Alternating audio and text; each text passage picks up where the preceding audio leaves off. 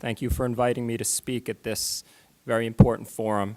And I just feel compelled to say to Trayvon's parents, as a victim of gun violence in my family, and as an American, I am heartbroken by your loss, and I can only imagine how heartbroken you are.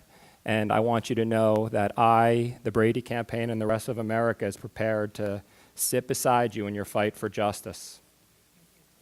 Our country must address the issue of hate crimes, of why one look at Trayvon Martin convinced George Zimmerman that Trayvon should be followed and ultimately shot and killed. We also must address the question of why George Zimmerman remains free and uncharged with any crime a month after Trayvon Martin's killing, why he is, to this day, still allowed to carry a loaded, hidden handgun on our streets. But I think the most important questions today are, why is Trayvon Martin dead?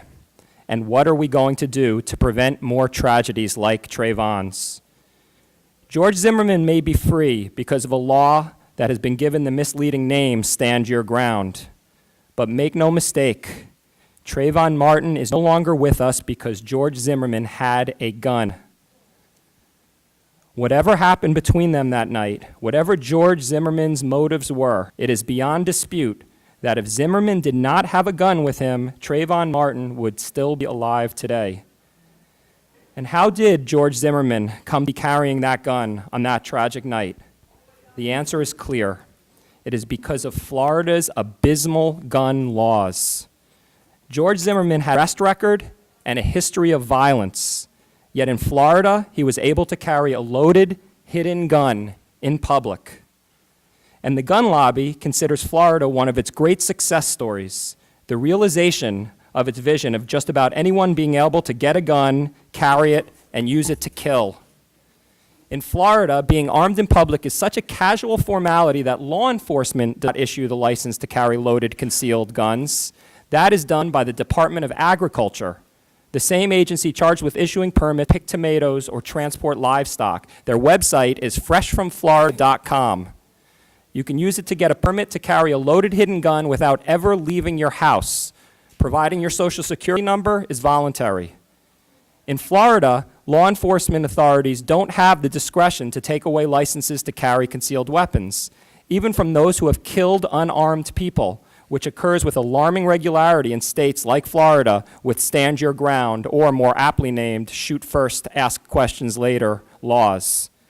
Even after the South Florida Sun-Sentinel reported 5 years ago that over 1,400 felons had concealed carry permits, 1,400 felons had concealed carry permits, Florida did nothing to improve its system.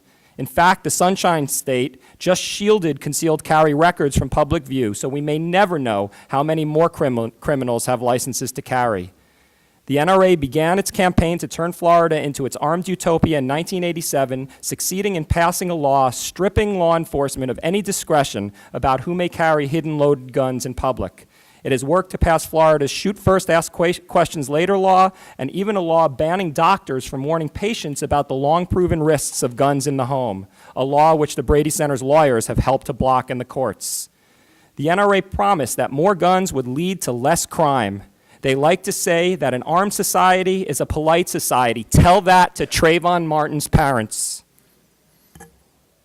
The result of Florida's relentless pandering to the NRA have been year after year of carnage. Since Florida enacted the NRA's concealed weapons law more than 2 decades ago, Florida has led the nation in violent crime, consistently ranking in the top 5 every year for states with the worst violent crime rates in America. The shooting of Trayvon Martin by George Zimmerman is a heartbreaking tragedy, but it is not a surprise that it happened in Florida. This is what happens in the NRA's armed utopia. George Zimmerman is the embodiment of the gun lobby and its dark vision for America. George Zimmerman is the NRA. Now the NRA wants to export its Florida model nationwide. The NRA has made it clear that its vision is of an America like Florida, a nation where it's easy for dangerous people to get, carry, and use guns on our streets, parks, and playgrounds. The gun lobby is working furiously right now on Capitol Hill to get Senate support for S. 2188 and 2213, what we call the George Zimmerman Armed Vigilante Act. The act, introduced only days after the death of Trayvon Martin would force states to let George Zimmerman and thousands of other concealed carriers like him to carry loaded, hidden handguns from Times Square to Topeka, from Maine to California. It would allow tens of thousands of concealed carry permit holders, such as those with violent backgrounds similar to Zimmerman's, to take their guns and their shoot first, ask questions later mentality just about anywhere they go. If your state has sensible laws that might prevent someone like George Zimmerman from carrying a loaded, hidden handgun, tough luck. This new bill would force your state to honor dangerous concealed carry laws of other states, even states like Florida, with abhorrently low standards. If the NRA has its way in Congress, a George Zimmerman from just about anywhere in the country could get a Florida concealed carry license over the internet and walk our streets, your streets, armed and dangerous, and there is nothing you, your state, or your local law enforcement can do about it. In fact, if this law existed already, George Zimmerman himself, this man who committed this horrendous act, could travel to virtually any state and carry a loaded hidden gun today. It is time that the American people stand up and flatly reject the gun lobby's vision of America. It is time we replace it with our own vision of a nation where a young person can go out and buy a pack of Skittles and an iced tea in safety.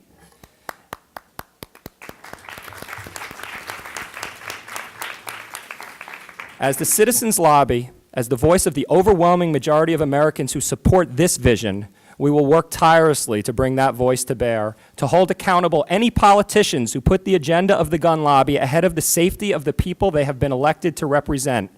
We will force the gun lobby and the politicians who work against the agenda of the American people to face the real consequences of their actions, consequences like the death of Trayvon Martin and the thousands of others, Black, Latino, Asian, Native American, white, the thousands of others that are lost needlessly in our nation every year. Make no mistake, I blame George Zimmerman for taking the life of Trayvon Martin, but I also blame the gun lobby, Florida's reprehensible gun laws, and the politicians that created them for allowing him to carry the gun he used to do it. In our pursuit of justice around this terrible tragedy, we have to consider what could have been done to prevent it, and what can be done to prevent more tragedies like it. And we can begin by stopping the George Zimmerman Armed Vigilante Act in the Senate. Daniel Gross, President, Campaign to Prevent Gun Violence. We thank you very much.